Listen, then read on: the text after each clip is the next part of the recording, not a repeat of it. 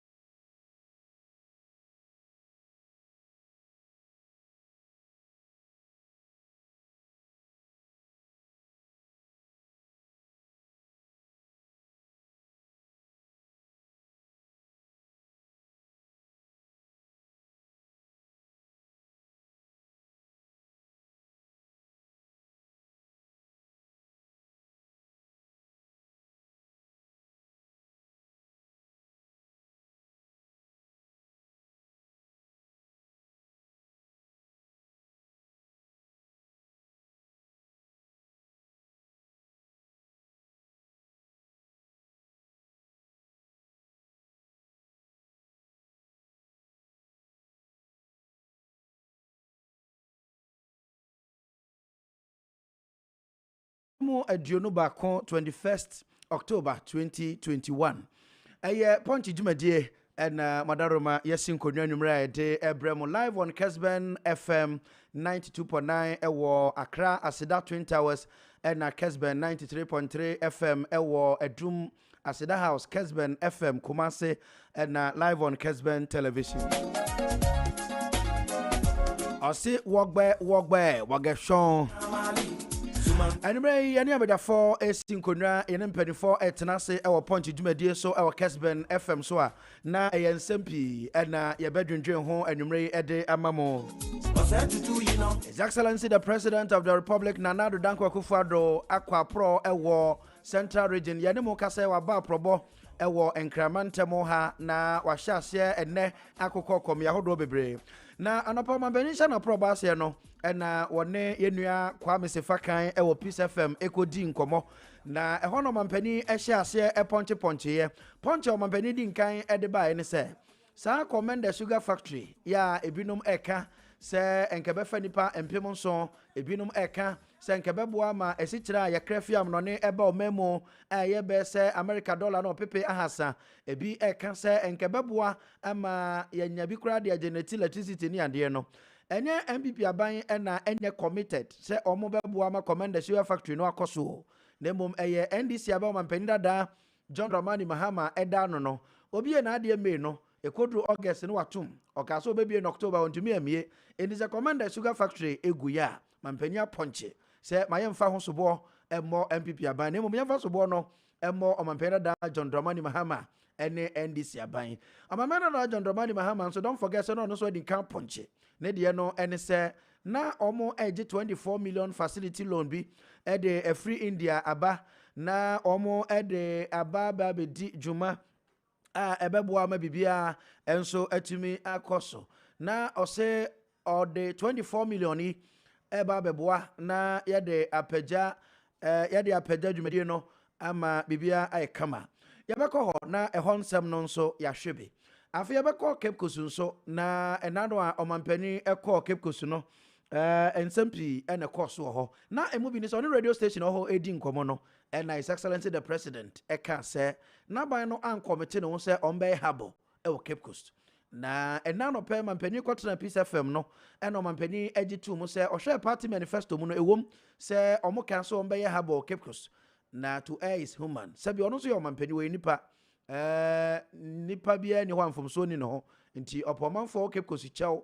sɛ ɔkan na aban no bɛhwɛ sɛ ɔno wɔn bɛsi nkonnwa na ɔmotu anamɔ ebinom sɛ ɔmampanin ɛyɛ nipa nti atwɔpa ɔpa no yasom ebi mo nso sɛ gye sɛ ɔba Cape Coast hɔ ɛbɛpa kyɛw ɛho nsɛm bebree ɛnumere saa nsɛm yi ɛne bi ɛka ho ɛna yɛbɛsi nkonnwa ɛwɔ pɔnkye dwumadie so na yɛahwɛ medin de Kwabena Akuoko Kwarteng metrɛ mu ama lɔyɛ ɔhene gyan. The show is produced by Akuya PSA Asarbedi Ako and the chief executive producer Ebrighton Twi ɛna ɛnumere yi wɔn ɛboama yɛde pɔnkye dwumadie ɛbrɛmo maame nhyɛ aseɛ ɛwɔ Cape Coast na yɛne Akuoko Adam so a member Cape Coast Youth Council enkodi nkɔmɔ na yɛmisa no sɛ nea ɛkɔ so fa Cape Coast Harbour ho no sɛ ɛna ɔmo nso ɛka no Akuoko wote yɛn ka yɛmoadwo ɛba pɔnkye dwumadie ɛwɔ Kessben FM Kessben TV good evening yeah na mpɔm yɛ deɛ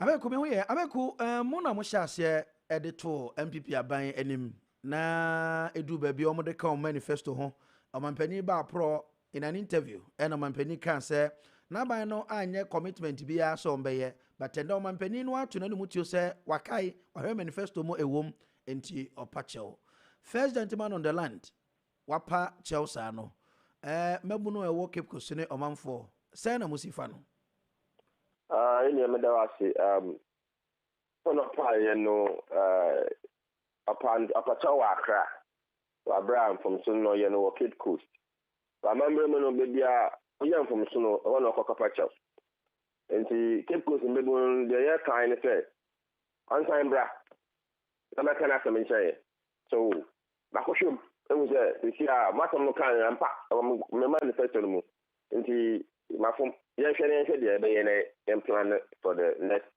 future as what we can do for you nti yɛde sɛ sɛ mpama so apakyɛw but Cape Coast nkɛsɛ deɛ yɛn akyɛpɛ bi amba yɛni as in Cape Coast mmɛbu ne mpanyinfo a ɔmo diet no akyɛpɛ bi amba yɛni mu wɔ Cape Coast Akuoko sɛ kasa baabi a yɛkyekyere aboɔ hɔ no yɛsane no anaa yɛgyae no a mampanin a megyina mo anim wɔ Cape Coast ɛna ɔka no wɔ radio station ɛwɔ Cape Coast ɛna waka no wɔ radio station ɛwɔ Peace FM a menim sɛ mo ti bi wɔ Cape Coast hɔ bɛyɛ mampanin bɛgyina apakyɛw biara no ɛyɛ ne die na ɔde ama ɔmanfoɔ wɔ Ogua ɛne ne pɔtɛm anaa nyɛ saa ɛyɛ we say no issue wɔ Cape Coast na ɔkae nti sɛ abɛbu no bu yɛ no sɛ yɛde tena kwan mu a ɔsɛ ɔbɛwere station wɔ Cape Coast bɛka anaa bɛboa na obi nso bɛbisa wo sɛ manifesto promise no ɛnda Cape Coast ɛwɔ MPP fɔ nkratam ɛno nso bɛka sɛ leader of the party, MPP party. Omo constitution is the leader of the party, and most of them, but that's the omo. Yes, constitution is a leader of a party. Na make say the promise of harbor no mampani ka ho asem no. E what the party's manifesto mo e na Cape Coast nti so gina enkran pa chew na ka so oba Cape Coast a obi be ka so da bi we di enka mo nsom obeka ne say. Oh, then it ko ni nyage. What's it harbor promise no manifesto no any once in a one chain and no would deny if you aka say wa show it's about opacho no pattern a chopper no deny no yeah no deny of Cape Coast until so apacho it is just customarily it is just courteous the courtesy will come in when it comes back to Cape Coast to meet our Cape Coast in Peninsula and as a very really say no yeah really do not men who said I'm part with you. That would not have and the can say Edimonte. Sir Akuoko Ujina Kessben if the Kessie so na Okase na Obia Otiachere 8 year. Enko Base Bia Amanosembi Anabia Sabi and Yamohubi and any pebby shetcher on Pesomi if he say Omampeni a Ganda in Amampeni into baby Begina Casatra Manfo Guabiano or Casatremo Anna. And party leadership and your motion the other shower if you talk. when we go man go sa say ayan something ayan pala sa say we mpini for sa say ankasa so abakit ko abagwa man mabakasam na wakwa akra na we go. It is just reasonable, customary that you have to come in. Sometimes the mpini can you feel me no social issue with the one and the on the American or ayan kwani so in the am thinking to hide behind politics or the Bujimi president the Bujimi to make their oka the Chobia. It is specific to Cape Coast and yet general to that and the Cape Coast MPP are buying out the Cape Coast seat. MZ Aluso Abeku, okay. PS Musanfa Abeku Mrabak, na yene no monkomo. But once I try my Abeku Abano, Mammy Charles Techiments or no your Central Regional Secretary Edema MPP Enkodin Komo Kakra. Charles Yamadio. Charles Yamadio. Hello. Yeah, good evening. But me in the chaso. But Techiments are right. Richard Techimensa. Okay. And your brother didn't the assistant, but Techimensa, you're right. But Richard Techimensa, a Central Regional Secretary, the MPP. But you say my born corrector. But you okay. I Richard Mbacho Mampeni Ebagwe na obedu hono radio interview and oka sembi fa Cape Coast Harbor home. Mampeni ba back to crying. I was sharp probasi and cry no. Oni Peace FM din command pay. Na mampeni atu nani mutu se opomanfo Cape Coast chew. Yane abanti a friend no Akuoko Adams oye youth member Edin Komo almost say mampeni a mejina Cape Coast asase so ansa metena radio station ho ansa me pachewa omo di a chopa ni tuma enye. Una oye MPP twetwefo e wo mantem ho. Mampeni a chopa yi monso mo fa ne say. Yo medase. Medase mi chete fo emiri wo te o kese firi wo Ghana ne fans an na mo bibia age. Na Akuoko Adams na okasa o se o ye baze. But I saw a member Cape Coast Youth Council. Cape Coast Youth Council. Almost started say omo here habo Cape Coast omo here press conference prior to 2000 elections. No so man print na chapa no omo Cape Coast omo pachaw. O se so am hwa omo nyintu. Na Akuoko Adams so oyanyame a. Oyanyame. Ementi meke gina enkran. Ana makokuma ase. Maka yebwan ana maya bibi memu na mayi ni ye. Nese mo Cape Coast ma abro me maza mi mayi ni ana na my mistake. Na me pacho na ma kase fie me nye bi me pacho. Ma me Cape Coast ma ba pacho. Ah? Ezi oyen di support no yes Akuoko Adams say ma menyu ni a o ye UCC o contest as a nuke so suppose we UCC a. Don't mind him. He's doing NDC politics. He's doing NDC politics. Ipa no a new person. Secretary Bacho maybe sir Akuoko say anya politics na oye na genuinely okay. I want to catch them say me minimum. Also minimum. I know him. Okay. Ja so no me sir Akuoko me mwakwa ba bio. Yenya. Akuoko na wo ye NDC na o nhye dan ka nokre na o hide behind say o ye mabunu na o ka because secretary say o ye politics. Minia. The constitution mo e ma Ghana yin bia kwan say o to join the party bia meboa. Enti the NDC nia e be dishonest on my part to deny the NDC. Okay. What I say. And I know that it is no intelligence to deny such thing, if I am indeed. But since I'm in NDC, me, the party, I am a hoda. The Indian party, Ghana party, be a muda. Among me, Cape Coast, I University of Cape Coast, they know me when it comes Akuoko, my name is synonymous to the Ghana flag. And that has been my trademark since 2004. Enti Akuoko wayi Akuoko wayi me so akasa onyi me no kwan gi aso me ni kurada okay no Akuoko yamra substantive matter no so obi anim say Peace FM radio edu Cape Coast kra tra Cape Coast edi mampani kan no afam frama mu aba ho wo vi say den poti bio na ka also mampani ba Cape Coast in person I am very critical at the communicate to coasters because it is a part of the whole narrative I have to initiate in Cape Coast.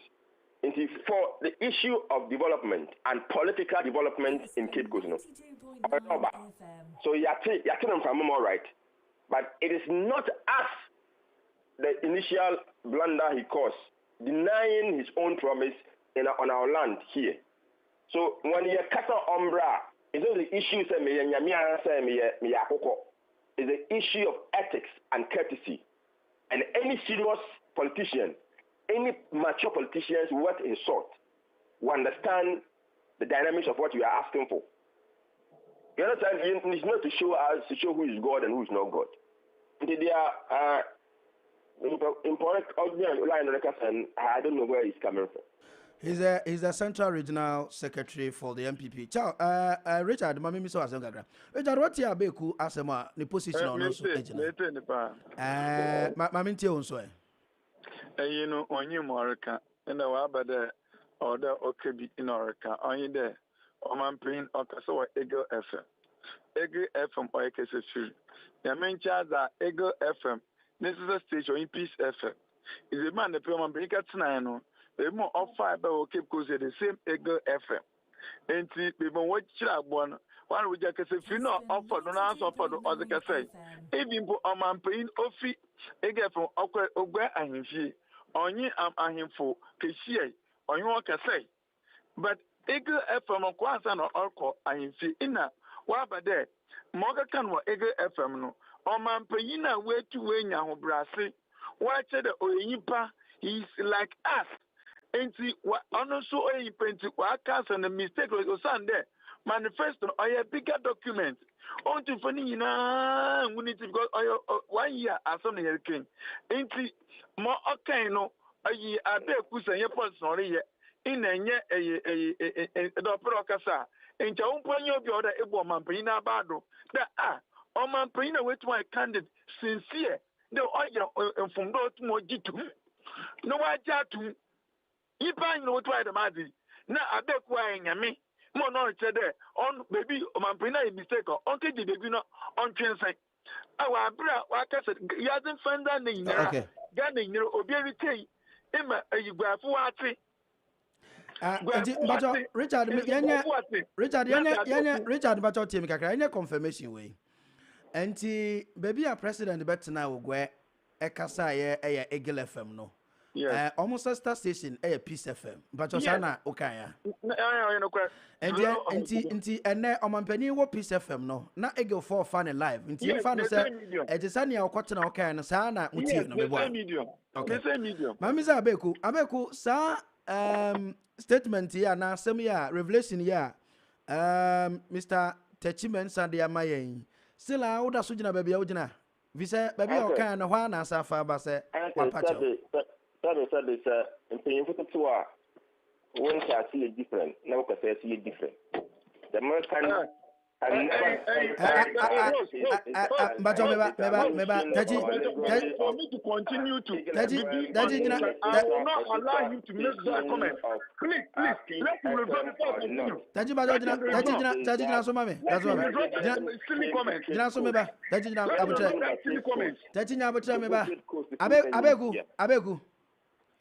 Abeku. Yes. And when you for it here, any more should you make it. But Jaimami, but Tati Jaimami, Tati Bato, let him draw. Tati Bato Jaimami. Abekun when you for a share any pay tear doors on the ray. Now, over to me, I can wash them without insulting. As a man can say, oh my titi woman, oh, Cassa, Bajo, Ukasetia Charles Richard Techimensa. But we draw a panic on the entwas. May insult you, Biala. And I may say, and the functional mechanical. I was making a preamble to my statement, Rebecca, and it concerns me. And maybe Abeku, maybe a host. In as much as one mind, but in as much as one mind, that would to me. Ejene asem also ka ho no memeti ha no me ho sa part bi o ho a kasatwie nti wa complain Just sign the end to one common so. Brother. Yeah, me kind no. Ma me kind. Abeku che party hono sign the end to us. Yanko you man. Message sign the end to us. Ma actually okay, so what you sign there? Afe yan to us. Abeku now. Richard Bajo you didn't miss. Abeku miss a question be. Yamra substantive matter so. Near here Oman for Cape Coast. For you to respect me, I will not be on this life for you to make that comment. Watching sign. Abeku kase misbehavior. You are not being fair to me. Nobody is misbehaving. Please, we are having a show and a intellectual discussion. So don't say obi misbehave. Now Abeku yamra substantive issue ni so. But o tie me kakra. Yamra substantive matter no so. Enya apology na Cape Coast for here. Cape Coast for here habo. Now, President Apache Warie no going forward, Mebuna mo Cape Coast. Eba habo na sema, mo beka ne sen, mo hwe ni mo ana President anya Apache Warie no mo fi se de aka no de mo jama na kosi so be Apache no Cape Coast no habo ne kura mo na hia bio. I no cross habo no hia. And you to say the habo no within other thing, here habo no airport no de obet me no me ye. Yeah, process that in ye dina kase a chopper no on bracket coast no. And it's just a chopper here sing habono. The Apache that it will be a guest that indeed or engaging in the pursuit of attaining that vision of habono. It is a could not plan out to my still you don't know who not going to see because it's here seminar or car a habo I mean a habo. Meanwhile, I mean a habo new. I mean a landing site. A landing site, it was a natural, it was as a result of the natural geography of the area. One more lagoon. No more link into the lagoon because of the rock na a day no. Into a moon shadow fishing harbor. If you look at the Takwadi or harbor, I mean harbor, wrong information are given to the public. The issues are we want to discuss in with the president and his government. And it is not above us to ask for this deliberation with the president. He's our president. We are the citizens. The Cape Coast Harbour Airport now, you need we want the president to tell us what he can do. Okay. For us. Richard, akwa baby. Majo do. Yeah, Richard, now young share issue no. Man for wogwe omo de na chopper ne hia o. Ne hia wo mutitiri harbour and airport. And Mambani Apache Warie no. MPP muna mo wa ba mu una secretary ye area e wom so manfo ni nyina be nya so mfaso but who are secretary so be proud of they no manfo okay ko so hwe ni mo after apology but let me express my displeasure with you wo station etiti no wo ti okay na wo ti and obi ma say wi no ba say opinion titi won ta see different no temi opinion no titi na mbajo Rita na wente watwe mama na atwe asan nti membese ye besa akọ bio wan chansan but oh dabi Richard ene mbajo ko back na tie Richard jabotreti etiefo nyina hwe yen omo etie doso mama na atwe asan otwe san nti wan chansan amaka ni nhuyim dabi Richard mbajo ene hono want watwe asan otwe san na mene na eto aso na etono the Okadama me. But you see, this is a guy who's not well informed. But this a guy. Members also sound about Kohobi. No, Mr. You're well informed. Mr. You're well informed. He doesn't know what he's saying. Are you there? Elimina. And another guy who fought the Nabank. Only fishing hub Elimina. It's over $100 million project. Now, only President Akuoko that is about 15% complete. I mean, transport minister. I'm not going to go for a regime. Only my mom, maker, and you are on this network saying that there's no harbor in a fishing harbor being constructed in Elmina. It's a fact. Come and check. There's difference between the fishing harbor that is being built in Elmina and the landing site that's being built in Mori. Landing site or a mini harbor. Okay. Or a mini fishing harbor. Okay. It's a landing site. But Elmina then also some words in Mori, also was my fete, Jama, and Uniba. So there's a fishing harbor project ongoing in Elmina. Okay. You should go and check. Okay. But only one. Two. Oman Asi, why am from do? I don't know, a mistake no ye. It's one function. Yempo, one baby, me says a yen. I bet couldn't can't for there. On no mistake. Where if you do put on your eye? It's on case sign. It's if you realize you've made a mistake. Same, I don't know, or condemn will be. Now he himself has been faulted. And listeners are the best judges. That he not going to be on Pachawa. Why? Okay. So, Richard, Yamra, me question. So now the people of Cape Coast want their harbor. Yes, but I ain't you. Listen, more commission on me. My agenda Cape Coast for was we harbor. No man paying said yes. He's a fishing harbor. No, a bit today. Kita fishing harbor hosting. Oh, crab for the kg. Only Kita Wangasa. Oh, kg. But you know that Kita fishing harbor. Okay. In the maritime business, it is allowed. If it's the airport are working, airport is saying, oh, I'm on way to Kwarteng. Echo Washington DC. Was this one airport over Virginia, one land though? Go to Sweden, Stockholm Airport. Stockholm Airport, you know. But if you stop from Stockholm Airport or a 45-minute drive, I bet two cities. And son, but it's not a Stockholm Airport. Inti onye de tintinara but we work a one okay see obi vela on why analysis what what goes into that business will not make the analysis that he's making. That's what I'm saying, that he's not well informed. People are well informed will not make such comments. Inti me the airport in Habon or will boost economic activities within the region. And so Elmina in our war, Sir Cape Coast in our war. Cape Coast to Elmina, only even 10 kilometers. Only 10 kilometers. And it's Elmina was a fishing harbor. Will we benefit from it? Will it contribute to the economic situation in Cape Coast and Elmina? Cape Coast, I have one to Elmina. Even a drama from Goma West, fishermen come and land in Elmina. Into the fact that the fishing harbor is being built in Elmina doesn't mean that the fishermen in Cape Coast, the people in Cape Coast will not benefit from it. The fact that the airport is going to be built on the western region, central region border does not mean that people of central and Cape Coast are not going to benefit from it. And Richard, all the officer, Mampeni apology, no. Man for where name important in Obia. Mamka and the page. On the master, minimum clubs. Nana go for why you die.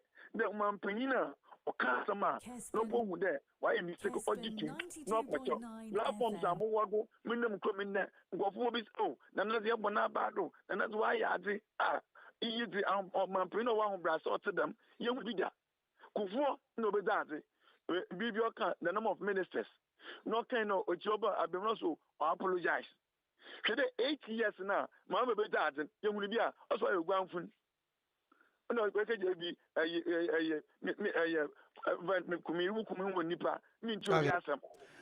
okay, Achopano, okay. Mamine, Abe Kumpacho, what ye near Richard Akanin, I'll say, man for Cape Coast, Chopanatum, but I also would chat on. And I hope they are Mekata or interrupt. But I'm finally the audio chat, yes. Cape Coast.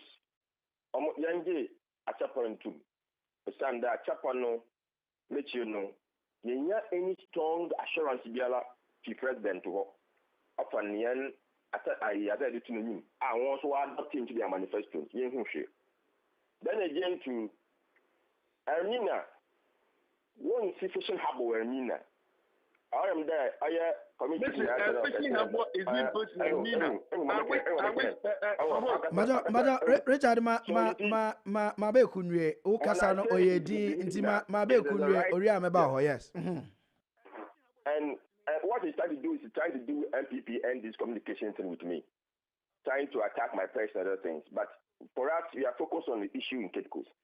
Talk about what is happening. I mean, what is happening then? Clearly, Richard Bajo, yedi mami kakra na yenti abeku. Yes. Clearly, on him what harbor is, and on this muso, and now I said that you research on say harbor say. The landing site is a hammock. The landing site is a hammock. But just a stage. Landing site is a hammock. He doesn't even do it. Okay, thank you very much, gentlemen. Hana ibitimene mudin komono essay. Akuoko Adams, a member Cape Coast Youth Council, and Richard Techimensa, a Central Regional Secretary for the MPP. And Mukudi and Common. I found one joining a high Kessben FM 92.9 Accra, 93.3 FM Kumasi, live on Kessben Television, Ponti Jumedie, and Enumre. Me did the Kwabena Akuoko Kwarteng, my lawyer. Able lawyer Hinichai, AK lawyer, thank you. I better forbedu Enumre na and some of your bobo son, more, and so Ebe Pence and Pense more. Having a studio, Honorable Kwesiakwa, a member of parliament, Ewo Achim Oda, and Honorable Derek Ohine, a seafood Dakon Bekwe, former NDC member of parliament, Upper West Achim, Akim, somebody for a Kukudami, and Numre Yanuomo, AD Juma, or Kessben FM, your studio, sir. Na and some are bobo home, so Cape Coast in and Crado, and cry honey babia.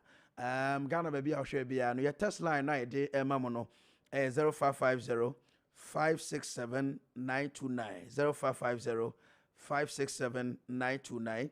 WhatsApp 0550 596 929 0550 596 929. Ubetimi de wonso adwen trenu nsusu ye fa nsemi hu nyina no odia by the right time ye beken kan amama abedafo akwaba na ye nhye anwumrei ye nkomo twetwe na se ona wa kwasi akwa MP Achimoda ona bo makwaba bejo so ya na de Alexander na ka ho oh okay ene mame fanka hwan Honorable Alexander Akwasi Akwa MP Achimoda Honorable Mpacho Akwa babio bejo so minua na mame ma Honorable Derek Ohine Esifo Bekwen Dako ananda Akombe Bekwen Honorable Akwa ya bejo so na oho ye de basa ya do madaroma Honorable Akwasi Akwa memi sa okakra minim say why a producer of Peace FM da kakra minim ne say what producer Chairman General da yes station Eagle FM Cape Coast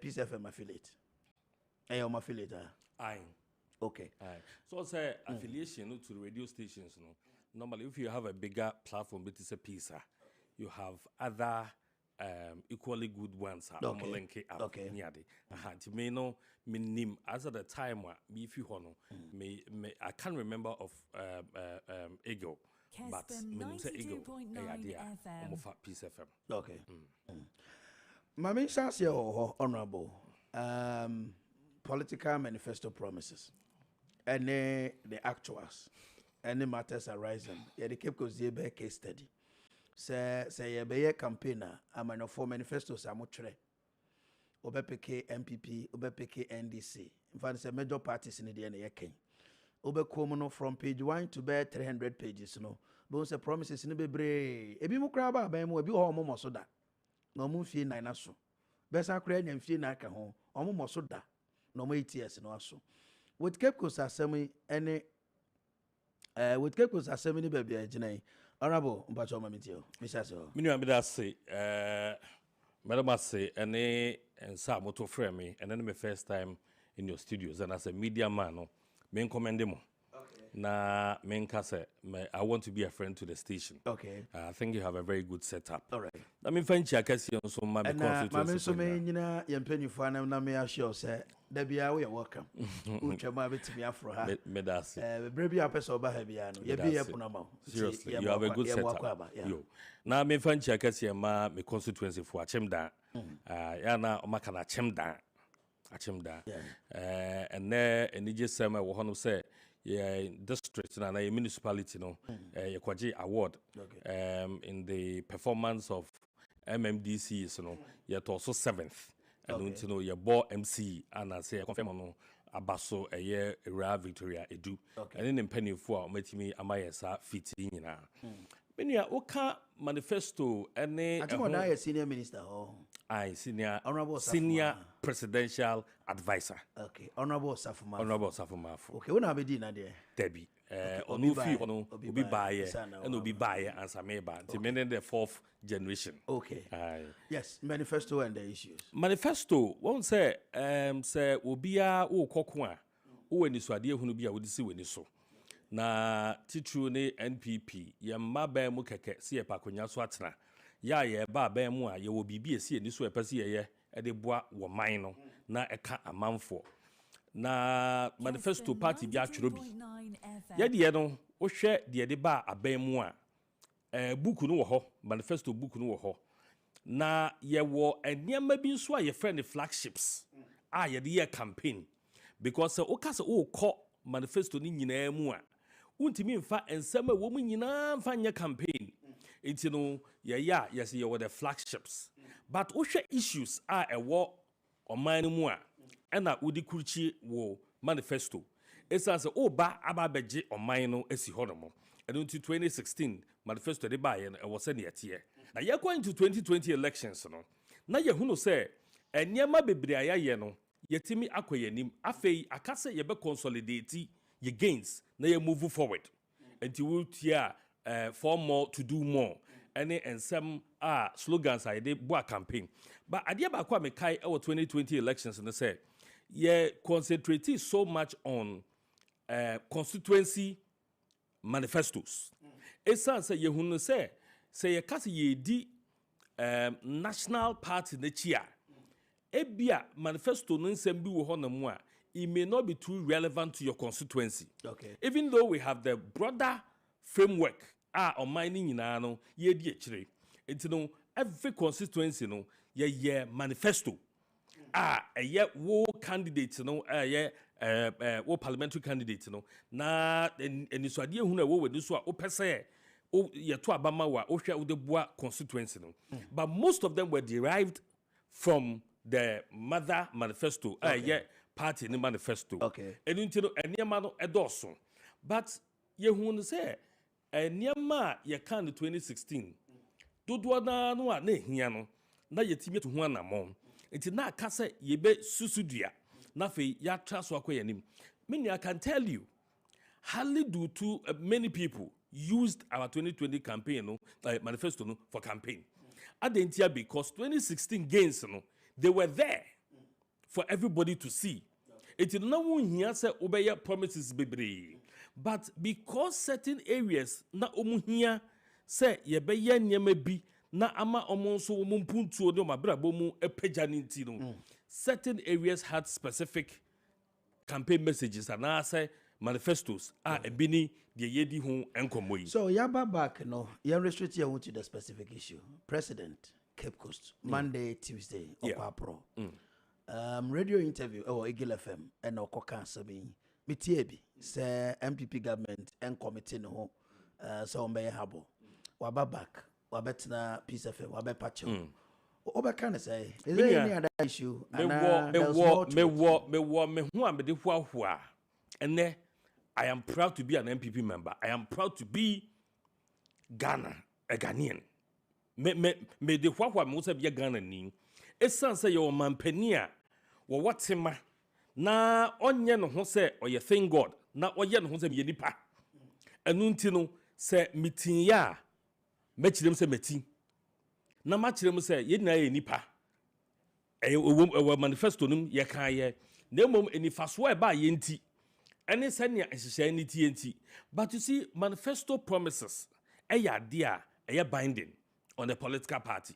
It is within the period no obehwe na wahu say emudie he na wo ya obetimi aye ebia wontimi nya ni nyina especially in our system and your situation ya to abawie ya pe covid ebe kata ye so a na ye hunu bebia ye de oman no efa ye nyina ye nim say eba sei no a aye se ne wugina okwano wugina kono a aye anda wo nhwe untade a wo hye sabe wo hwe se wo nkwa ehu behia enu nti no enema bi wo ho na mu a ye be scaling it down nye ni nyina na ye betimi aye no say ye hye board ye campaign ni ade na no most of them we didn't even know say covid ba be san ye kom o de ase enti no say ye ntimi achieve ni nyina e wo nchirem but there are certain sensitive ones and the essential ones are and no dear we will definitely see to them.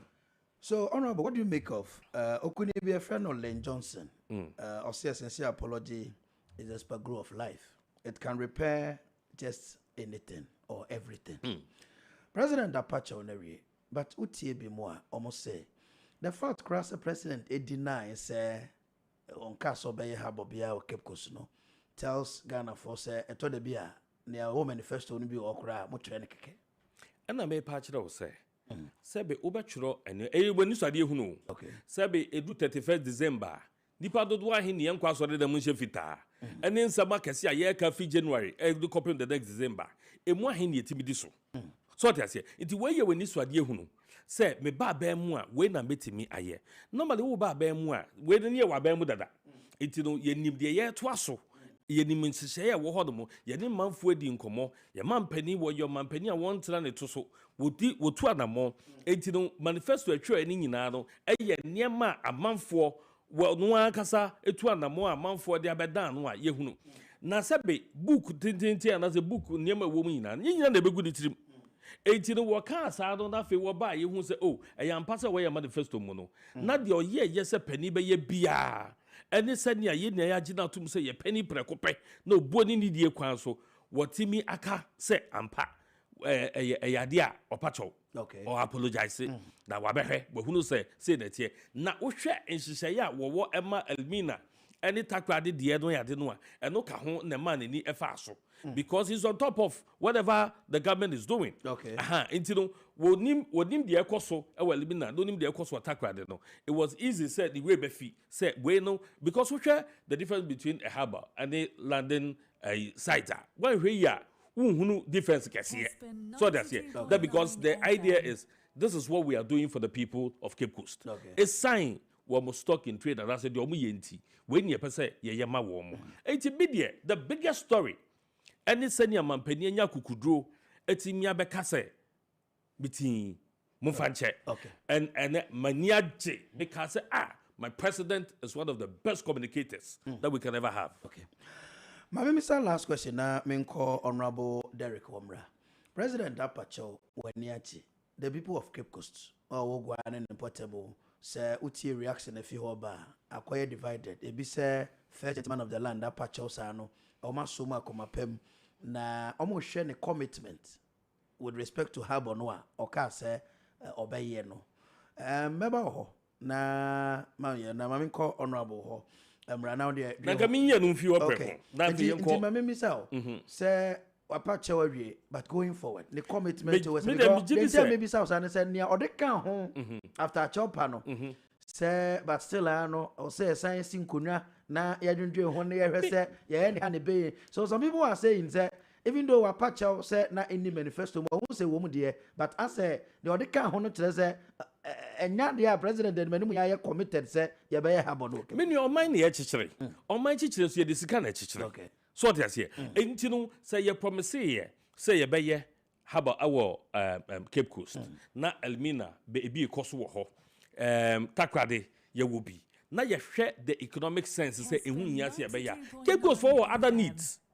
Cape Coast for our other needs. You better so ahwe biom say nka wempo enhye Cape Coast for energy. Na omeninyi say say mampania giatum say oh na wo manifesto no mu na enifaso na ba ye ne de it should be one of the greatest news for omo say anya no say mampani any penifo si enkodwa na wo so omo ya the commitment will be there for mampani to totally redeem himself. It kept go for so many jimpo say ba ni say as baby say ye no na ne ye mu a esa say manifesto no dodo a wo book no na nyina na obetimi aye ansa wo bere aso if ye nine nanso wo we ni so ade ho nipa bia no wo ho a wo so onye ni sadu ehu say me sori adopa we na be ye o kira mekwa even one day we are not able to exhaust all our plans for the day. Now how much more 4 years?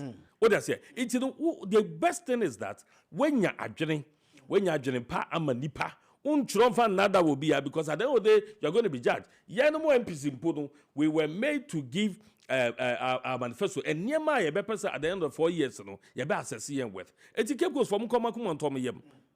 Okay. Well, needing the Honorable Alexander Akwasi Akwa. I'm Alexander Naba. Member of Parliament, Achimoda. The people of Achimoda, Moshe Numreno, Mamunyina Jomampi Waha, and he's in safe hands. Yadamasipa. Lauro Saitutu, our Buanim.com. Also, Honorable Kwabena Akuoko. Abeko is NDC should stop politicizing the president apology after he hasn't committed murder. And same time, he's not a child for you to say he should come to Cape Coast before you and you can accept the apology. Everywhere president will sit and apologize, we Ghanaians and people of Cape Coast will take it. Okay, this is coming from another tester, Oscar. John Mensah, deputy organizer, MPP from Cote d'Ivoire. So one district, one factory is going on thanks to President Nana Addo Dankwa Akufo-Addo. So far, so good in Ashanti region.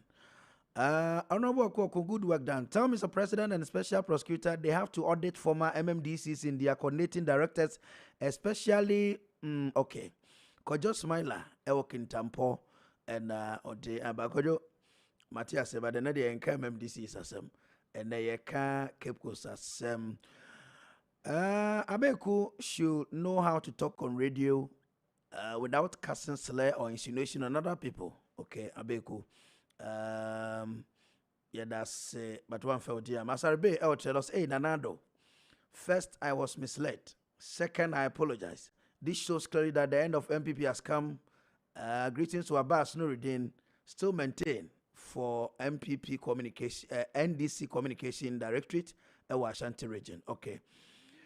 Honorable Derek Ohene Asifoda Kombe Queen, former member of Parliament, Upper West Achim. And I'm saying Achim, you know. Honorable Mwakwaba.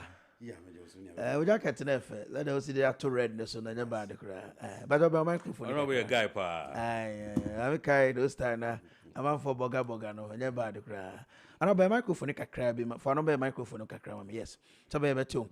I know the issue of Cape Coast President apology matters are rising. But what I mean to you? Yeah, I mean, you're my medasi. Now, my father, when you're in chia, we're T4 and the one of my shit programming. Obet me, Zabimi, the mommy be, but obviously, maybe I'm a one of my show programming. Mitch Yamin Crawford so Upper West Achim. Apano. This is the first time I made a program station here. Okay. My men so my member my basso. Okay. My edumaso. Had him. Kessben Upper West Achim on the me ambassador of Upper West Achim. Okay. Baby I could be ano. I say ma a man for who can't pano pen a man for man when you saw share. A through her baby. Okay. Upper West Achim or Eastern region higher. I'm feeling some madrid. You know, on a bushy. I know my microphone in me, I look at crab and a many on a bushy. Okay. Now you sign for now you're near some uncas for a bushy. Okay. Until Minia Bema Osi Nicholas, Alexander. Yeah. On a more come show one faguna said, Rami, one on a ma conny chrome. Mitchia on Mitchiam Crow for and this for penny for and this for our power station. Minia Bema Hassan, a fundy near Sioko, Michia Wunina. And then he can once a minute. Minia, see a Kasi manifesto of a party. Let's understand what the manifesto is. A year, your 3 programs I may try some about from pa. A year, near ye kutre a good crat as well. And on a year ye ne a month for now, membuna ebibuno. The social contract we have with the people, we promise the people, no. A hundred in United ego.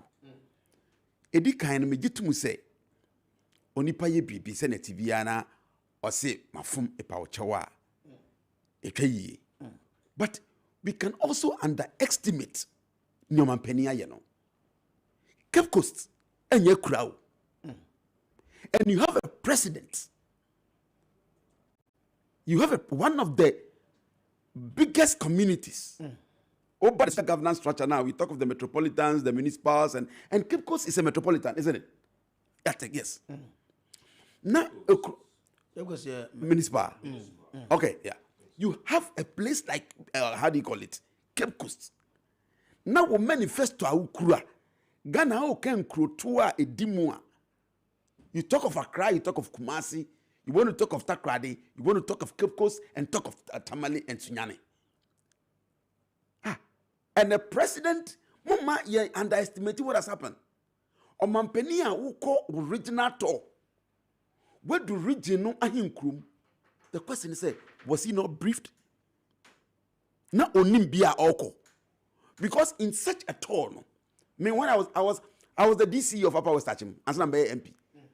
And I happened to get I had the president visit 3 occasions in my 4-year term as an ADC. Okay. President in Okono, if really he means business, if really near only a month nashishane wanakuma ponswa, minia, anya kurano, the protocol officers briefs the president say, aha, when the waha. Okay. That is how serious it is. International will say, one manifesto na muye na nkasa no. They have to go back and look at it. You see, a do brina ye ya manyo sema. NPP has been known for that. Yan kani bebre. Yan man no kasa nye de. Yan choro ni and no na de dia ye hunu wonai. Okay, apology in the editum. But it's a major blunder. And not sure will say, oh yeah, no, or patch our Peace FM no. He was even not concrete. Say, oh, I am mistaken. Remember, we will go back to see the yen sinkonya. You do your manifesto when you are doing your project. You look at the pace of the country, and you determine when you want to go and do it, and they'll be on your and watching. And when it comes to the developmental aspect of it now, on minor, that's where you go and you look at where it has to be done appropriate based on technical and engineering recommendations. Honorable Bobby Subebisa say why former DC there, former MP there, who experience with respect to development. Yeah. There was situation, timing, any circumstances. It determine what happens at the place at a particular time. Assuming say when MPP omoye manifesto, no, there were development to be wo me ahodoana ye ne secretary keka no ombo ya. Ne bia omadua nkoso se bia ha no we wa ha and bia omadua nkoso kra after omaye manifesto na wie no amuba abem no mo say okay say we ben ha nti ye hu se yekoye we ya de we beba what is wrong with it mini unya sem bia set sa okay oh say one for say bako elmina bako infanta krade bako infamori te bia Cape Coast de maswa then you let the people know. Okay. But when you deny say you didn't make any commitment to build a harbor at what is emphatic. It's an emphatic statement. Say, you're not commitment, be a say. You may see abo ewo. It's serious. When is my president brief, you know, and it be a man brief because normally the regional ministers and senior can encourage him. Briefing. Yes, that's what I'm saying. Na no cheo kra say, enye bibia wankasa. Wadwe say ni many bi wa minia so chocho no maybe na ucho bebre bi keka sa na yawu nka unko Cape Coast enko tena afidie so and deny until so ba no abehwem before we deny no kra no na ye tinkran na ade nyina no say o manifesto enim page awo. You see, you can forget some of the areas or mind be bia hu hia, but I tell you baby say Cape Coast and not in the chair will say, None your become one cran, me and a say yes. Who apologize you also means in content say, we were. Still, I know he's not committed to doing that. Into what no echo munu, then referee class and a man penny abedi na bedi actually.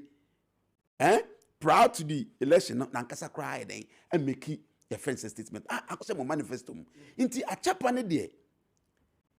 Onipa, a dear ma abutoyem. No mind konenim. Nasum driba manyini yimpacho. Okay. Mititum.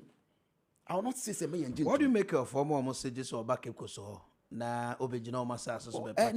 No, I wouldn't be the person to judge. Okay. No, or mampeni one advices. Or full say ojina Peace FM na waka no eya. Ono nasem. Okay? But ebia ya me a metumi na yakọ. I am from chain or Sabre Marcos Yatan chain. And in painful, maybe Jan can send you radios. I'm sorry. Nana, Yabashani Abbey, and I had come share no. See, netino, Moment for Habon, then they'll be to my view. You understand? Nay, I try to be Waminia. I had a trade cow. Because at the moment, I'm a penny up some bank, and I can say, one single, you are now one to okay. My memory back to my earlier question. I'm the Honorable Alexander Kosiakwa, and I miss out generally. political party manifesto. Yet I who MPP NDC, major party say. Mostly, a best city in the books. Mo trend fair. Ye became manifesto from 92 ba. Maybe one cry mobile be mo sumpo. Go see some movie nine no ebeso. Maybe I be jina say oman for any ba no. You as a politician, what do you make of Sanya ma politician motaye? Menuya fiti. Sorry, incremane ngome. But at least na me 2 feet the fourth Republican Constitution. Yeah. I am my part of the game since 92 BC na idea. Aban bia my what me fulfill the manifesto promise 100% that. Okay. Aban bia to me ye. Okay. And the question here no say adan na one ye. Let's draw the line. Okay. Ne ye kan wasami obi nka say adan no mampani wo ba ye onye ye nka no kwada beka say wo afepe na me komunti no ye nhwe mfi miensa o si manka nkyerem say me ye bibisa ade amamo. Okay. Into the question about manifesto promise, yes, a bedu bibia. People will come obi abehwem, me say me krom, apa was achim na mahwem. Then I can fire hu, e bia abehwe kra ye de eja, nkro nyina na kan hu. Enya this is bia na ebo ne manifesto. And it na ma omampani de we ye serious no. Enya kro bia na ebo ne manifesto. E bia major communities be major projects, major landmarks be and a manifesto. There can be general pronouncement. Ebia Messi say na can say of almost anko Messi school dying 348. Oh may you say then baby say how do you call it may free suggest one can generally. Oh Messi hospital say may you say but a bunny policy drafting and implementation to ensure say near what a friend is saying manifesto number more. That's where you get the nitty-gritty of it. That's where you get the details. Intiampa ebedo bibino community ababoni and intina and now, to catch a man your force say, mo can say kwan way last 2 years about my budget mu, last year about my budget mu, this year so about people are now following. And I discern the man your phone na. Say gone are those days, people would demand their share, especially where specifics are made in our manifestos. Okay. Now we put there, that's not a question. It's a question of the whole president. Per their manifesto, no, he's the leader of the party. Denying a major community like Cape Coast, a man can't say, may you say yamamu. But meanwhile, none a manifesto na or the waha and all policies of the government emanate from their manifesto. And you know muyiba, umut mi nyini na kranwa e ho no fi. And it Cape Coast were very concerned. Hey, omampeni nti wa dada e. Anto trouble catch yen keke. Ujira pensie so boy amane keke. Woma wabe de che kan keke. And this is what the question is. That is why President also has apologized. Yes. Okay. Yes. Oh, we are analyzing what has happened. Okay. Well, thank you very much. Honorable former DC, former Member of Parliament, Derek Ohene Asifodako Bequin, Upper West Achim, former DC, former MP, at the studios of Kessben, and your Honorable Alexander Kosi Akwa, Achimoda, Member of Parliament, so Ewaha. Yeah, to us, also good evening, sir. I'm enjoying the program, and please thumbs up for to your panel members. I like the way they are making the analysis. In fact, try invite this kind of personnel into your studios. Okay, one but yeah, that's thanks for watching. Good evening, good work done. Anado has done a good job on his apology to the good people of Cape Coast. All must learn how to apologize. Akuoko sometimes he doesn't want to say sorry. Okay. Honorable George Osei Amwani ewo agona esa mine. Okay, nti uzawuzo no yiri nyasem na nta nka sorry a. Yensu be free president example. Obadoze. President, watch the example. Okay. Good evening, Akuoko. The president was honest with his speech by accepting his mistake and apologized, unlike Mr. Yentiobia. My greetings to Dr. Baumia, the incoming president. Alhaji Fajaji in Menji. Okay, Menji, our time. Our BA. Can it be? Is this I have one? Anabono, okay. What Menji, our time. And Odiwe, Abba. Baumia doesn't have any qualities to be a leader. Okay. I'm finding Oria Nodiaka on Seba JM2 is not alternative. Okay, my name baby on so Ojina. I pay was God I pay. Your message is not clear. I'm into also. Emma Ebusiafo. Okay. I'll say the arrogance on the part of some MPP communicators is not good. Akuoko, I'm enjoying the honorable member of parliament in the studio. Erigao from Akosomo sends that one in. Nanado is a super human. Okay.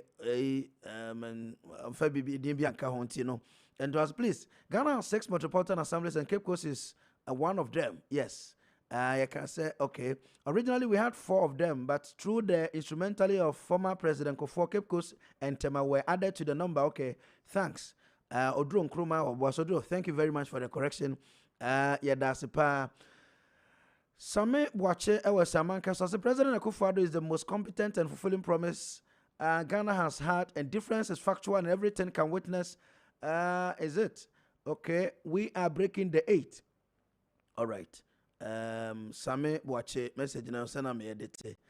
And may that say. Please, good evening. Please, I'm from Sahiri. So I want to know this. Has the teacher training allowance been cancelled? Since January 2021 up to date, no payment has been made. Okay. Well, any messages I heard about by Beba Mosubio na Yankwa Bedafo. This time, Mr. Say, Honorable former DC, Honorable Derek Ohine Esifo, Dakuho. Honorable Rebati B, Minko Hamra. Okay. Minko Honorable DC. Honorable DC. Another issue in contention, and also, a Commander Sugar Factory. Omampeni Dada John Dramani Mahama Echo Central Region. Na in an interview with 93.3 Cape Coast FM, or say onya foolish, say obesi factory, one yansi say for raw materials, say ni aben tia konya super say yedidie. President Nana Danko Akufo-Addo in the same region say, Omampeni Dada John Dramani Mahama ebo nchensi wie, and sa no beto foundation. Na osi factory no wabra one yansi say papa biya to. So the factory was commissioned May. Eko August and omutum so maybe in October. Ya ntumi amiebio kosim fie num ni ayetime. It is as obobi wa Ghana for the boss Commander Sugar Factory nye ye. E wom sa so ye baby in 2022 and the MPP no ma ye de. But the factory no nye na so bobi bebo a. Yemfa mo Omampeni Dada John Dramani Mahama fi say edu baby kura no de ato don komi say obi the 70% ama no. Na ene nwa so wasa adane ne ho. Ba be ka say no nkono de obema Commander Sugar Factory no akoso. Honorable Mamintio. When you have a medasi, Sassam way no, a mammy real hooker crack. Aso mamba. Ye be numa. Send your man penny or dear cunyaso. A border row, 1D, 1F. Near what to me a ye, our namcofu numaso, a shimo kena, money repaying or the bossa for him. Meaning, say, see ye be numa or Ghana for ma inye jumaye. About the whole economic factor of the area concerned and in the country as a whole. Employment is a major issue of memuha. And it be beer bema mebu and na nipa binye jumayeno. Ye bonus. Commander Sugar Factory. A hammer drink a cra will comment a mampeni Nana Akufo-Addo yeno. Because it doesn't support economics in the statement. When it comes to establishment of a factory or any other jumebia obeyeno, and yet nina memo examples. Opa me kromwa apa was at you na address ni ahin kro nti amen na me bem address ni nipasia so a. Okay. Ye wo export free zones a company back where fresh and right. Process fruits, pineapples, and mangoes for exports. And buy and crofone heading. As far as so many, it be crack cheap. Raw material because so ba ejuma yes you are looking at factors of production. You are looking at the human capacity. Who will share the raw material, and even the location of the business. No, and if any money bring in our share. Because you do that viability studies, then you decide where you want to place the factory. What is the history of Commander Sugar Factory. Your man penny o dikan. Kwame Nkrumah. Esi bi ho. Go on record mo yansem trofo.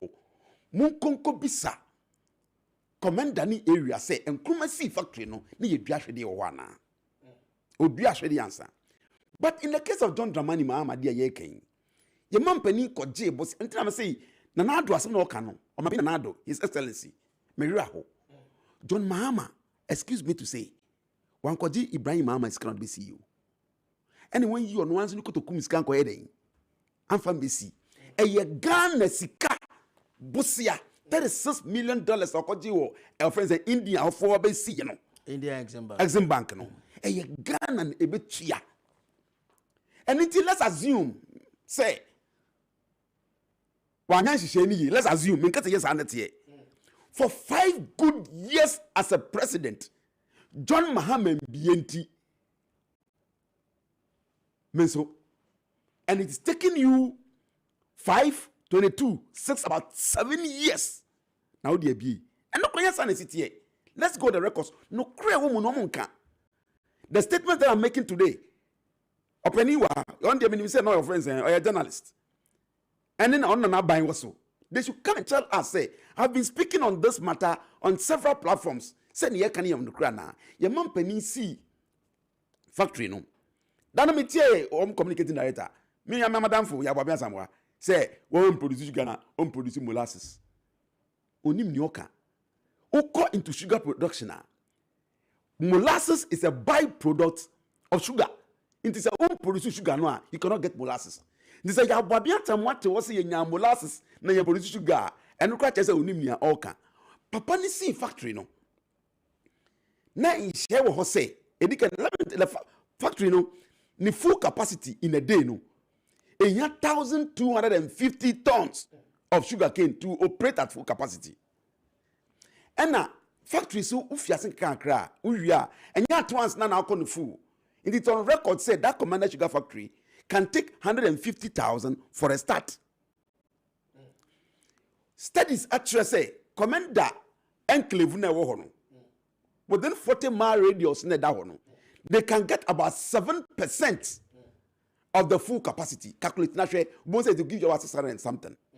Into say your mama see ye she say yanko pesika any Indian phone kasai and they were ready to give us another $24 million to go into the production of the cultivation of sugarcane. Need a feeding factory no. We nya share edaho. But don't forget, unim bibi almost one yen share bia.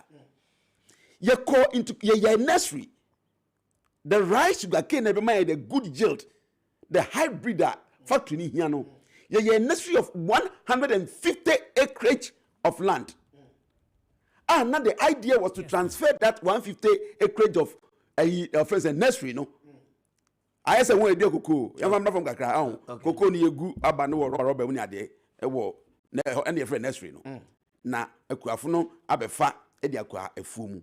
Na NDC ayebi 150 acres. Yempisa Honorable Alankojo Chematin. He's the Minister for Trade and Industry. Yempisa ne say, aden omu jai ma nursery 150 offense acres no. Omu jai mani nyiye no otoma distillers ekotwaye. And you are telling John Mama say wanya hobwa amasa eduma no. I am throwing it out there. This is not the first time I'm commenting on this. Sir. Mumpisa John offense saying Honorable Alankojo Chematin say, why in a cotton nursery dear nana yeah prepare say you better transfer dia ko 2,000 acres dear no. Omu jai MPP aban. Ebeto ye no. Omu jai nursery dear no mani nyi. Emba under the guidance of the Minister for the Sector. Etoma distillers etwa de koyensa. Minister na toy na private company na toy. Private company be na toy. Because now the government is saying say omo na omo ni sebia hom afa na omo de partners cry come. Oh massa, why na kotom? Let me say ya try. This is a big platform, isn't it? It's a big platform. It is a worker minister. It's as a kind. It's a minister. No, the coaching or coherent. And if Ghana, I want to be sure. The details of it. I want to be sure, sir, specifically. The minister in charge of trade, you know, honorable and So are you saying the minister and coherent say, you do heard no, and the sellers met on sector no, I say. Okay, because I said nothing. Even I can go ahead to blame the president himself. Because I know a pre-finance of the company that established the factory. And yet the share on some on pre-finance, yes, offense saying necessary no. So where was the company? Not almost away. And that's one they show on side, they don't have control over it. A Ghana buying a diamond. Now, I met one of their guys and he said, "Nah, it was a contract. Nini Diana, net only their contract about. We now my giant no. Mosi and young ones say you. Emma Ghana, bonka. What the factory now, gunu, say na. Betun Tanya, you will busy yetia, and your cranny will be paying the interest. And the Ghana interest on loans. Sky out of our tax revenue. Now, instead of you transplanting to that 2,000 acres, the idea is that can do by 20. We are expecting Senka Ombaji, Bedi says canon como, Adi says cano by 2017 January February. What do you make of almost say the government under John Dramani Mahama, former president, ill prepared towards the establishment of the factory because sir usi factory now say me kwaji loan 24 million dia bedu ahwede na factory no obie no May na utum August now ka say be in October no went me emie mbajo me bisa question ekosi say December yeto aba na ulusu fofia antwata na ba foforo ba ya and within sa May kosi December no there was a company na omo per PPA say 70% ownership nti omo per company bi anka omo de 70% in ma omo so amaka bend no so feel say uti aban no a ase ye ni bi akwa obeto documentation ben say omo de ma you see mo ma ye mfa nia ansi nia ni krata so nya asem mfa nka obeto factory no ye test run usi factory bi awia o test say dwumadi na wadi no ewie mu die Inka anya kurano aye nhyehyeye a ye wobosi a ye di bedu ahwede no ye tumi aye nursery about 150 acres aye prepared say ye betu e dia 2,000 acres so until within that time na ye beje bosi that is January February of 2017 no at least we could have depended on the outgrowers in the area as studies actually say. I don't know one and after test run no man to also na by August omutum. Why test run? You are looking at sourcing of the materials. And I went to me answer. No, me didn't want to say so am DB so. O say nka mo ye test run from May to August no. Nan ke betimi ato outgrowers no de NP. Near the to also. To maybe some specific questions and then na ya nyi bia fan to also from August equal na yetum. Me catch you will say. That was the agenda. Okay. Say, let's depend on people. Yes. Something that we can buy and use for the area. Let's encourage the people in the area. But meanwhile, don't forget, say, Nesika, yede be side duma for saying, how do you call it? Raw materials na yanji scan 24 yes, 24 na thank you. But now your testing machine is wo. It's young say, we couldn't get the destined to operate within October now. Yeah, to about January. Sir, we couldn't get to Hono Nanadu Jinaso say. It tells you, former President Mahama did not prepare. That is a failure on his part as a president. It's a non-starter. Failure on President Akufuado's part. In a sense, to say, funny say, October. I don't mean to me question. No. Let me know. Let me deal with it. Let me deal with it. The factory May. That is line to August. That excuse you, ma. Yatum. Host a ma as a president. Yatumo. And I was saying, you're two factory. You say, "Nanki me ato ahwede ani bi won potam ho dia." And I maybe say, from August to December hono. Na ye nto sa ahwede ani. One to be mie, me no nyanim say. Nienti a one to mbie no. Wonni mi nim. Nienti a one nya no, but at least me no nim say. Ndi nienti o man nya na Nanado so gina so say. The government Nanado buy no. Okay. Nanado buy no. Don't forget, if you take out the issue of the nursery that was prepared. Enyiye no mutwa ton yamfa nya adwuma na and na chew say impo no yamfa ne say John Mahama ye test run wie ye no bantu mi ambie aye nyina nim say wa mie there's no question about that when be. Oh, minya. Macho mi ameba. Minya o de adentia. Macho eba so. Ma honorable flow meba. Eba so na wa che de adentia. So ti ase. Meba. Yen fa ne say esanso na ti when be. But it is on record say na nipa no aye nursery no kire wo say at least our nursery na all ye no. Obe transplant nursery no. Abro so within 6-8 months to 1 year no. You will get that. The idea says say ye ba ben mu a different thing. Na waba sika na nya John Mahama kutukum sika. Ye Ghana ban sika. E na already asie wie. Why test run? Afidie ni ye adwuma. Why nursery? E dia 150 acres of seedlings for that factory. When be ya jatum October no went to MBA. What be dia dey to about be dia dey was January 2017 7 January what be mampani. John Mahama si factory 2016 was here we. Why test run went to MBA no October say obi into only 7 years. And you want to count on that time now went to MBA no. Now we jaima 150 acres of saying seedlings no. And yam we try my petition for akoye inside. Nursery me ti wo for the first time. That is why Madiatugwa. Ukwa na unima na obi anim. Let me tell you, Upa, go call them. I'm not speaking on this matter only on your radio. No, me Upa, call also the what's the communication director to the distant. Bisa chikwa friend no. Dia hwa mo na dua nursery no. Me say the company na e be see afidie no. They brought experts no. One your man and one pre-financing. My producers and check it from the ministry. Sure. Don't just take it from me. Yeah. Let them check from the ministry. Yeah, better so. Now one yes or mouse answers no to that. Okay. Next time near to us because this is not the first time we are making that claim. Okay.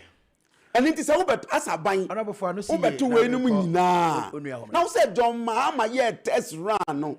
Within that 3-4 months no cause you will be no. When to me MBA into Bosia na Ghana ko je ye no. Me be to John Mahama say why nursery o be tua kodua. Or why nhihye obenya sika e de ma akurafo na mo de adua ahwede no. Now se matuma dwemu mfie num. Twam. And you come and blame John Mahama. But meanwhile, you are supposed to service that debt. Okay. Honorable, thank you very much. Mesamba Ohobio. Yeah, that's former district executive, former member of parliament for the people of Upper West Achim. Honorable Derek Ohene Esifo Dakon Bequeen on Kessben. Punch Jumedie. Medin de Kwabena Akuoko Kwarteng ma lawyer Ohene Jaike lawyer. Thank you. Live on Kessben 92.9 Accra, Kessben 93.3 FM Kumasi, and Kessben television. I want to crap Ausima Edungotre. Maminko Honorable Akwasi Alexander Akwaho na Mintino. Honorable Commander Sugar Factory. Bajo Intio. And I dream Miraho Kakra. I don't know when I'm Murawi. Because me fan say Minuin on the NDC and Ira John Mahama. They are missing a very great opportunity. Omo ba ye di enkene ye president ayebie no omo apology and a chopper bia sabri and omo de ma commander and the central region for no mo ka say ye sremo mo fa nchaye na omo je enema issues a eba up nyina no omo ji tum menu ka say there was a test run. There was never a test run. Yanyebi Yanya test run. It's commissioning. Na emi nwanwa is the first time where mete say 150 acres of seedlings were available. Na usi factory wie ansa wabedwene kwan ya obefa so enya raw materials no to feed the factory. Enu nti wuji atum say there were seedlings. You see factory ni wie ye. Within how many months and you close to factory? Within how many months? And I'm business at DNT 3 months. And they are to factory ni mu. May, June, July. At DNT and they are to factory ni mu. Etikawa my information, he seems to know more. And he's very passionate. And they me say nka the passion no. On fan kwase ayampa. Ye nsusu niema ye. Nanso senya abani your mind in aka. With that admission, it becomes easier. See, you know, able to me, I start discussion. But one thing that say the value of the factory, has been overpriced. Untida. And feasibility studies are koso. Amba yehunu say, Jum niketashi ekoso ho. Anytime you have such an incident, anytime you have such a circumstance, otobo eyen hwehwem. Yem fasa ye kata ye nini akikam ni ade no emfa nkwa kata enema so. Eyon man sika. And so whatever went wrong no, I was here hwe tutu ni ye. Na se asotwe bi wo ho no a, nipa was here de mom no, yem fa ma wo mo. Media Sa seedlings here working is the first time I'm hearing it. Na eno na ma me re ahomo. Say ya boka e ka twitwire etime pagya factory. E dey see ho. Honorable Sam. Yes, see factory ni wie ye no. Honorable so asem ga. Afei na ye kwa kope seedlings. O say what say yes say e ka twitwire dey because so. Doesn't have to take the government for a whole 5 years. Nsana ya yenhwehwemu say ya tese sikade bi nti mfie na mo ba ba mi ya timi aye hwehwemu no a afi ba ko asa ba hwehwemu no a ba de ente hwehwemu mo Meaning $12 million enye sika ketwa. The hwehwemu be take long years. E wo se wo hwehwem na uhunu be bia asem no ni sibre ewo. O da se e na make say esan se eye oman sika nti. Untimi nsori ya keke enka se ene ye mbrabra so. Okay. Esan se de course wo no enya sempa. Na de masati aka ho kra say ye be a factory ni within 2 months ye two mu no afa na ye kwakodua ahwede. I thought there was nothing, and now said there was going to be plans, sir. Ye benya sa ahwede na fi baby. Sa na within that community no ano ye nya 150 acres. Ye di dua. What was the hurry? What was the hurry? What again na wo munti a ye mpentam ne mpagya factory ni so. Abra ye need ye de be feed factory no. For me, the NDC and Yera Jomhama is missing another opportunity. Ombetimi ama Ghana nyina ehunu say yesre mo yeti mumfa nche the president aye bie no. Because yakoso no obi anim because ultimi nya discussion omo ye discussion no a sa gap na wo no no mabatra. But se wo ka e wo se wutimi kirem na ye nyina ye follow o kasa ba ye din na metie no. And I see his passion. Sa passion no on fan answer bebia gab ne baye se eye den ene to factory nim. Mo amoti factory no ene e car mo dia abo Ghana edisi factory no within months yatum ya ba ne aba behwe esan se enwuma hia yen se be yewura lanche mate a wo ka na sami ye nyina enim adwuma a wo bo ewo 1D1F. I have the data here. I can share with you. Nasa sadie way eye so easy. Say ye betimi akika bomu ne aye ntem ne ade a enka ntempa so ene ye ba akoye. Say de be amanfo benya adwuma. Mo man puntuo mbebun adwuma ye ehia yen.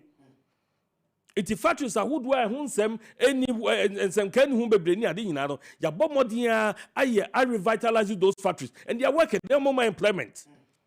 Na we na si ho no mo no ebon eye kan I was here to yabo ni yehye ni ye na de mate and then do kwa na make us say me nwanwa said there were 150 acres of seedlings. I don't so asemo na mo ye hwehwebo but yakwaje besia free India Exim Bank a taxpayers money de betua nti ensan kwaje 24 million but in as much as ye hwehwemu no a bank no loan no ho no ye betua with interest. Therefore, you know, Grano, you're starting production and a company na my emphasobia.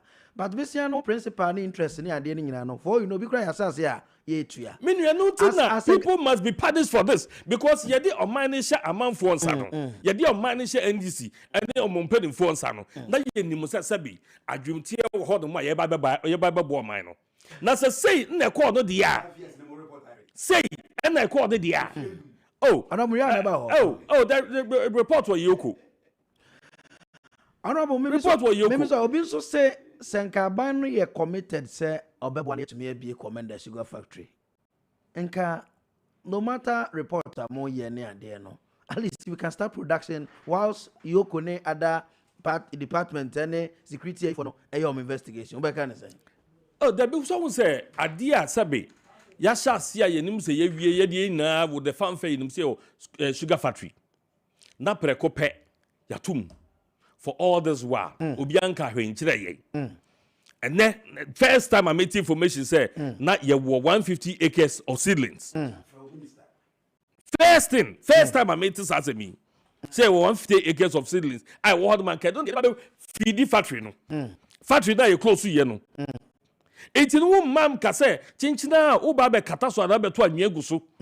Na ensem wo hye kukue mu no a ya kata so a amba factory na ntimi sa besia de fa he. Sa besia no sika na yesi akwaje na ye de factory no a ye ntimi ahihye ne ye. Enti se mampani ka se mo bodan so ansa moto foundation a obi en hodo mo so yia no. For me eye brianka ndisi beka se eyampa ebia se ni se ne koso. Na mo maye hu no krede wo mu no. Na fe ya dwemu na ho because eyo man sika senya wa wo ka no no ye tua hu si hu principal da ho eyo man sika kese it is an NDC to make us say o man sika nim na ye bread money ade a we no nyina contribute to ye sika sam okay enti no nyintum keke because saka be de Ghana for enyan kiremu Ghana for ye yan kiremu ye bie ye test run bi ankoso ye bie ye eye den na anche bia ye tum what went on ade na course na mema remfi say ya commission enkrofo omone experts including the academia oma ye hu say sebe inhyehyeye a ye yanka sebe ye de factory answer na obesi factory bia no wo nhyehyeye a wo so wo yansa Kessben 99 FM. Those reports are there. Those reports are there. It's immediate. My real one say 150 acres of seedlings wo baby. Abra na sabre ya shutting down the factory. So what happened? What went into no more economics in Kitia ye yempono. Yes, idea we. Now a whole government gets into such a venture. Akwa J abans besia kesiye. Aba every day nya sabisi na ya yanka bo hunu nyuma e di ba pregu hono mama mabura ye biaye and the commander for na esu I feel yewra John Mahama any NDC they all the people of commander any central region and apology now omunche yemu we need that explanation. Okay, Mevan to just from producer I'll say Trematin sold 125 acre commander sugar farm for Akpetese from ex-board secretary. Now, former member and secretary to the Commander Sugar Projects Management Board, Mr. Ransford Chatman Vani Amwa, has said Minister of Trade and Industrial Land Martin sold 125 acres of Commander Sugar Cane Farm, which was meant to produce the raw material for the sugar factory to local spirit Akpetese distillers. Mr. Vani Amwa comment was in response to President Akuoko Kwarteng's remarks on Thursday, 21st October 2021, that the Commander Sugar Factory built by his predecessor, John Mahama, collapsed soon after it was opened because the government at the time made no provision for raw material supplies. Thus, difficulty in accessing a 24 million facility from the Indian government to grow the cane farm to feed the factory. So, this is coming from Vani Ransford Chatman Vani Amwa, Commander Sugar Project Management Board member. Yabepa reaction every honorable and Akuoko Kwarteng, Ministry of Trade as soon as possible. Producer Eya Huajuma edi yenya omuano yebetie nia Ransford Chatman Vani Amwa enso eka no yebeko ho. Some of your messages amode aba na yentoa so emamo. What the MPP man is saying, okay, just okay. This one is having no name, so let me move on. Good evening, honorable. To you and your panel members, we thank God for the former president exposing himself to we Ghanaians.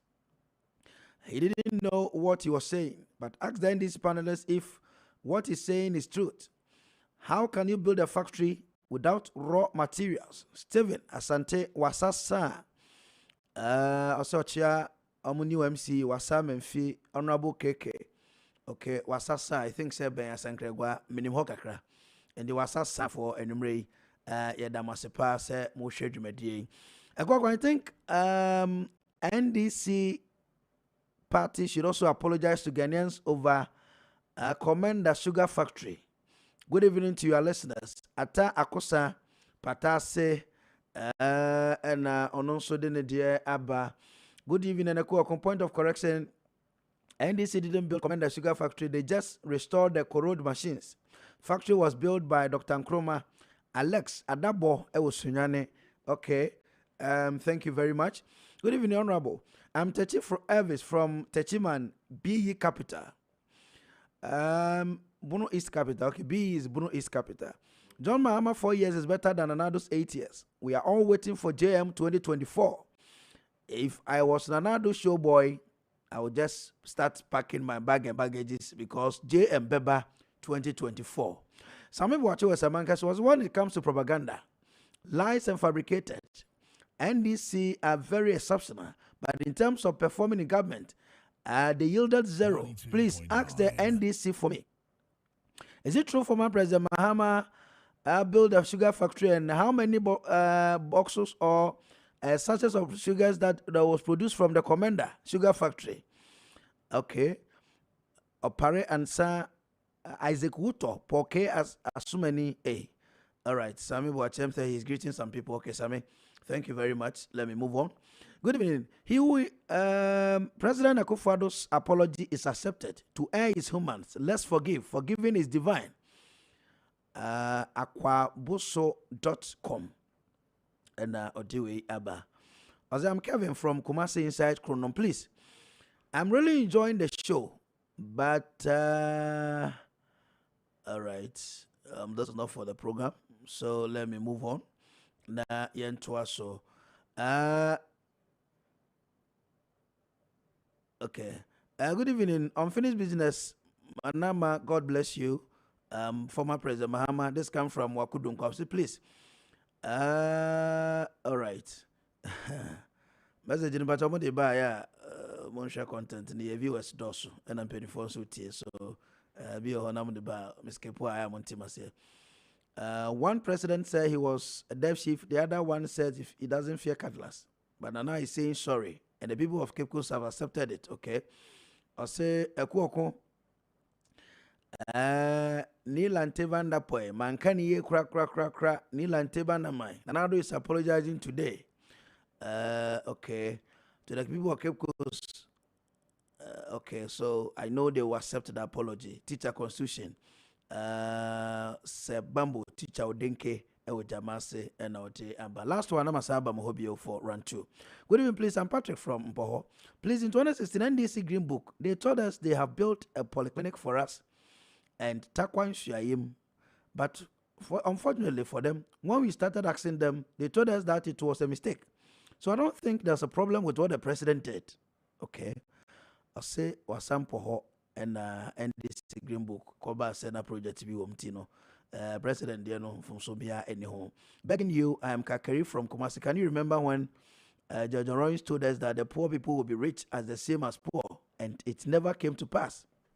So that's politicians for you. Well, Mesa can kakra Modia Banamaminko Abeda Phone Hobio in the studios. Drumwa Namedia Dumi Numri and Penny Fono a Honorable Alexander Kosiakwa, Member of Parliament Achimoda, Honorable Derek Ohine Esifodako McQueen, former Chief Executive and a former Member of Parliament, and Yasin Konya Numrea, Bobo Sway. Honorable we take on Finance Minister.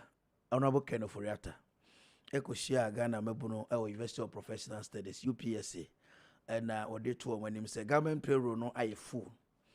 Na baby I be jina say no, say uyo bia uwe university, and na usua de na what you say, Benjamin Kwan when that so there, also say now dream before na pence and dream be near there. Na buying Creative Avenue or the BB so.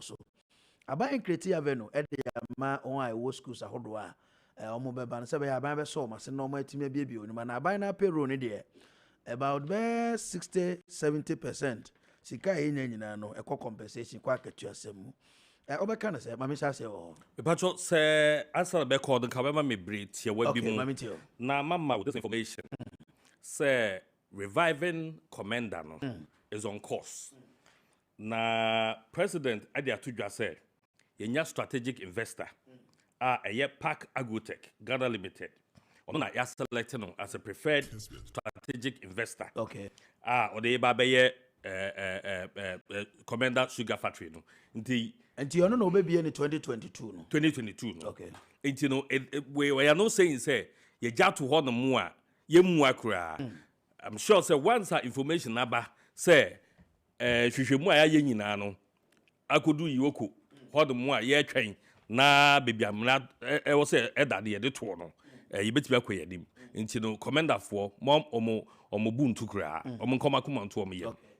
So government payroll is full 60% of revenue paying 650,000 people. Bejidi say ade ba ko a nanwume ye beji atum e wa ha anse fi akodo say oman puntu ankasa any the very developed countries no enya ban na madwuma private sector ti ye nyina no ya yesu nyina no the tia no say private sector is the engine of economic growth and me de kekeka na enunti na aban yi eba ye wa ye nhihye bebre e de bua the private sector sani ye be ya say private sector epeja wo mo betimi afa amanfo adwuma bebre ye ba ye beto say emabunu atifi a bo mu nya adwuma nye awie school awie service ya dwene ho no preko pe ye ntimi mi anwuma emfa wo nyina nya adwuma ne bi ena aban adwuma mu nso no bebi andisifo ni ade ye kwahye ye nti no na enya dia ye betimi afa nipa there was an embargo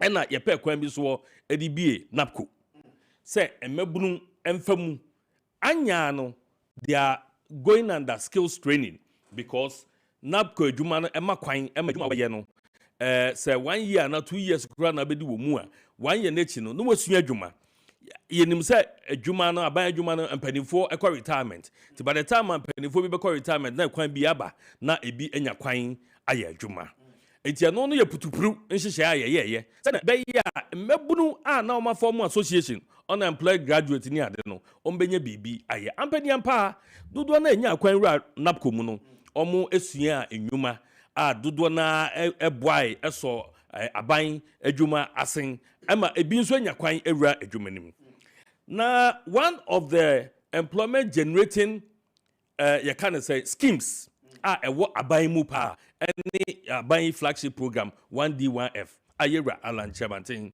edano betimi am figures kakra so far we 278 1D1F project no Okay. nipa amom adwuma no 150,975 direct any indirect jobs our factories ahodo a yepeja under 1D1F na say ye kwachira metimi ama all the details but ye pa kire ne say near finance minister kan yi the wo pa kire nyina ne say sukufo no de omani beto so say ye wie suku na ya fa ye wa ba adwuma mu a say be bedu ba bi no na o capacity yankasa as human beings no na e wo fom because ye nyina nim say na ba adwuma mtie enne na nyankopa daroma aban ya ba wa Kenya niema a public sector kra no ya hye mukena enne unim say nkrofo bebre e public sector kra say private sector because enhyehyɛ ya aban de egu public sector no ama emu ayakono ena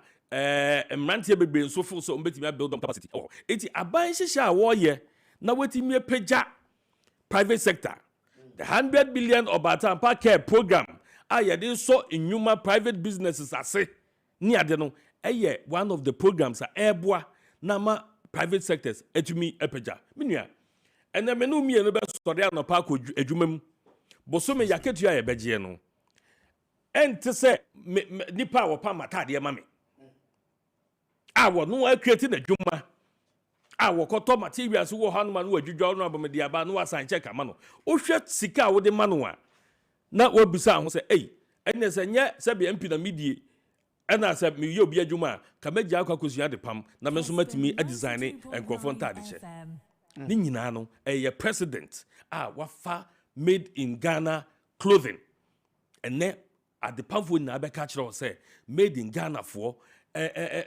first say some president was share Ghana ntade enti wo mu nyina no I encourage amanfo me no obi a share Ghana ntade a fashionable we no ni niam ye di pagya ene wo mom ye omunsa no adwuma no mo kura omunsa no adwuma no yade a ekwa anim ema omunya sika iti no we no yade a ye twe emrantie ni mebum adwen esiso say mayen hwe satiti de no a ye wie school wa na ye pe aban adwuma sabre no be pie school na o kasi ho na ya ma gongro na ya adwuma ho na ni ho biom iti uko school a fa hwe kwan say ubenya private sector bi ewrem na ade a ukosua e wo school no wetimi de aboboa private sector no abra aban ehye private sector no kana wo show mase da wo pagya wo madu pempenso bi a omso betimi afa nipa dodo eno na beboa ma oman impuntu akwani it is a papa ne kasa enchiremu a wo mu nie a painful truth na finance minister kano say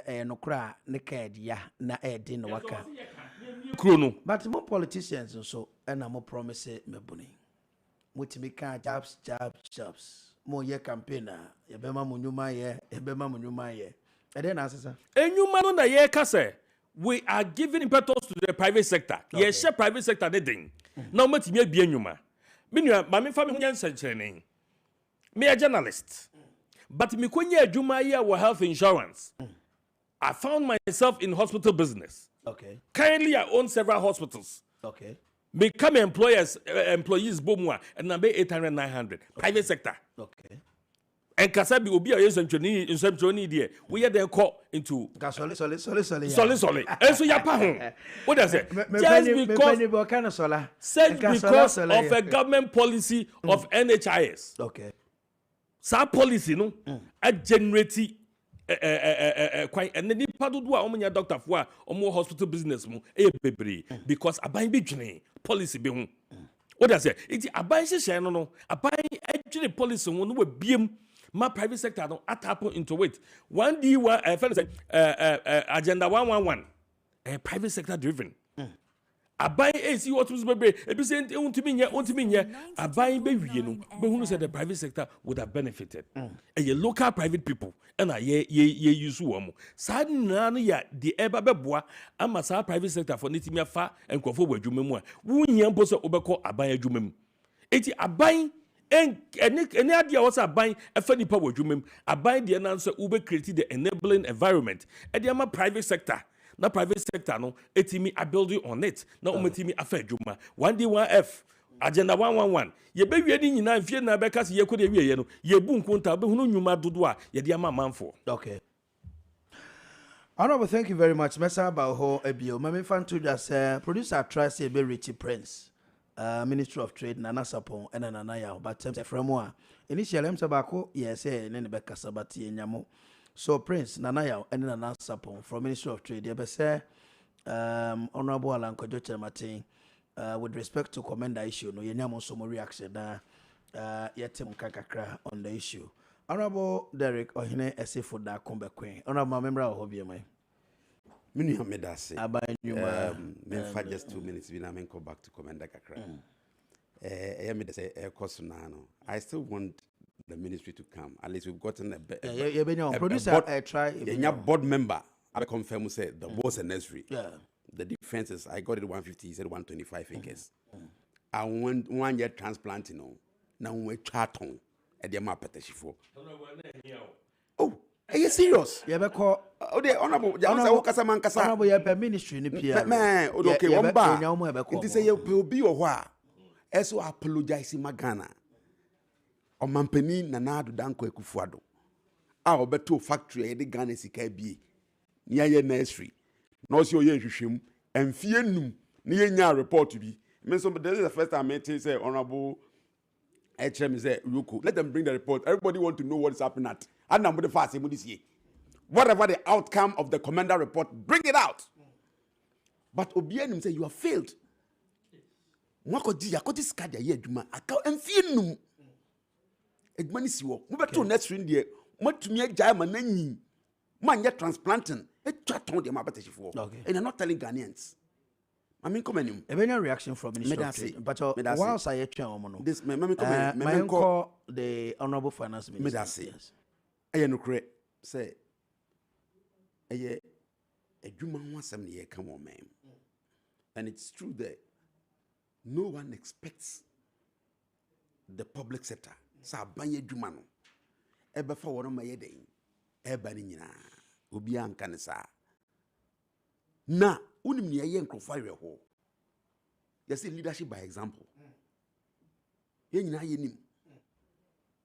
Yen share na private sector nin grow.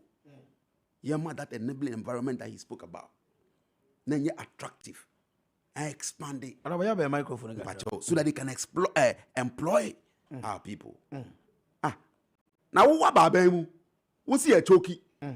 What is our fast now? Mamma, your offense on one is your senior minister, the current chief advisor to the president. What ye answer the choky no? Maybe I can't dano. What the mammy knew acquired deputy directors of major governmental institutions. Nana Dankwa, Eden and Mark Jan Kromam no can count. What would you now fill space no? And you are not telling Ghanaians say choky. Thank you for being your private my and Temanka Yamu. Another than a year no.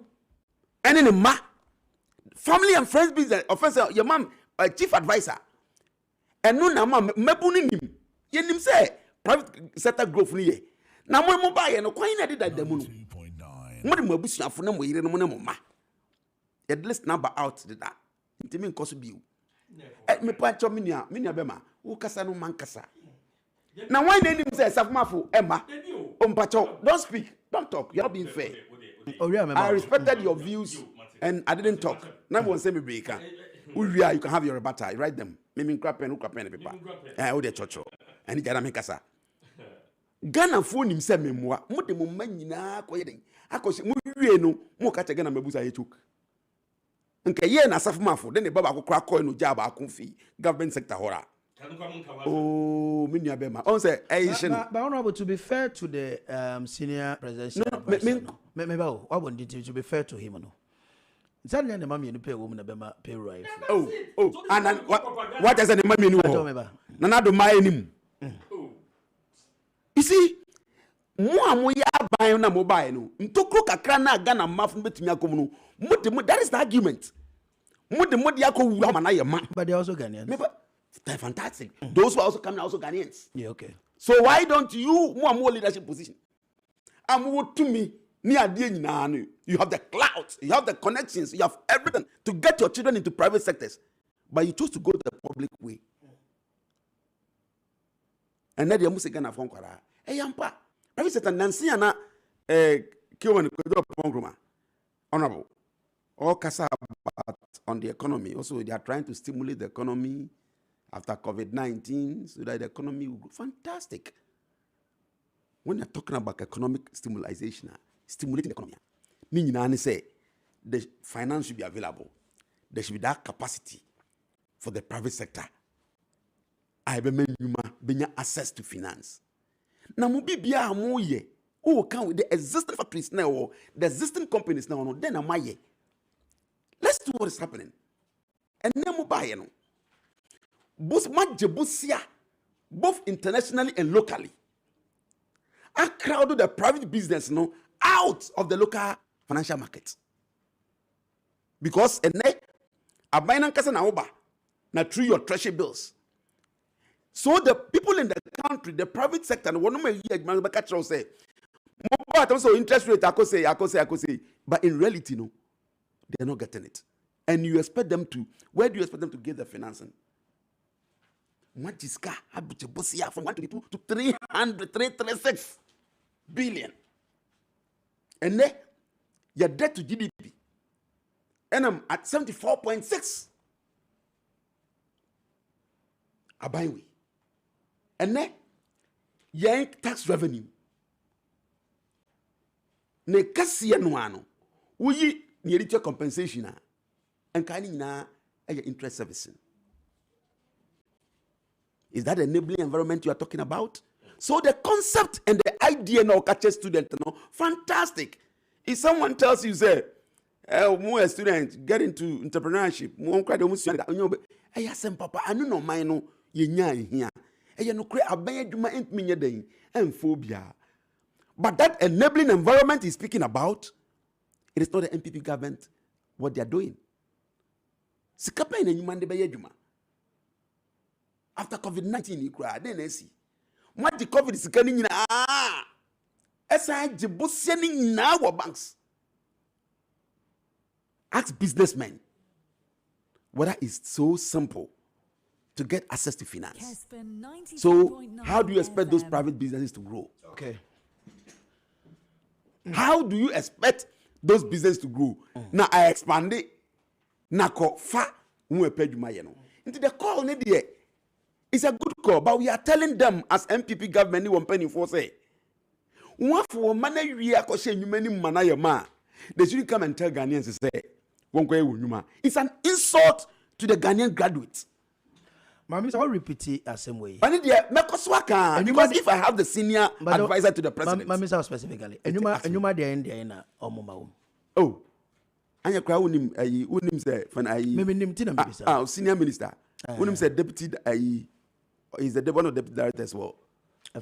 State. We haven't come here to discuss senior minister. But maybe some question. For God's sake. For God's sake, honorable, just show. What TSU? One TSU. Oh, honestly, never back on it. Okay, senior minister. Never man so boy. Dankuma, Urefi. All fine. Oh, Kuku Nashe. Until tea now. Maka, me boy, I'm catching some boy. And I'm saying all fine. All fine. Oh, benim, but Dankuma ba, Eshagana. And I'm saying all fine. I'm not going to dictate. The people know. Everybody knows that Dankuma. Nanado, I'm an appointment. Kessben media deals with facts. It is a fact. It is a fact. Oh, fine. Oh, and then now baby Sammy. Everybody know what is the name of my show. Who is a Gankruma of mem? Me say me be crying because the Ghanaians that are listening say Nana Ado Dankwa Iyere ah. Because only facts in it, you know, we Kessben media. But you see, Kessben media disassociates ourselves from the Nabam Atam Abain Majapadi Atamania. Mamma call homra. Me ban host. Oh, Debbie, Mama, enough time. Yes. That time, me were just 8 minutes to wrap up the show. Edi mami kono homesa ba hobby. Mami kono homesa ba hobby. Yes, honorable member of parliament. Mami Tio, yes. Me say. Area na ba. Na mama. Send you okay. Ya to abawie na NDC ba be kofi. Na mampani atama mai japade e to amani nua. If that is the way we have to go. Easy, Kroma. Sa e japade no. Ya mana maso no. Look at the amount of employment a ye create. E dey magana for. And then president can say be or say adia ba MPP for edi enya na ye nim ye eni ye nua no NDC no propaganda. But you see see adia ba ko a na me kai ye kapa no a enya na de watam oman ajapade to amani nua no na ka wo gu oban no o just say so we be no a na wa kai no Bajo Mamintio. What does it? So, no, when you can't no. No one who say family and friends, no. Both Yena, Muya, Mudabo Tama, mine now. It's in Kasabi, and it's in the Wabema, Katon Ghana. Let me tell you where we had come from. Under 2 minutes. A far on my Sikasamo. We came to inherit a very severe macroeconomic instability, weak growth, troubling financial sector. And now so.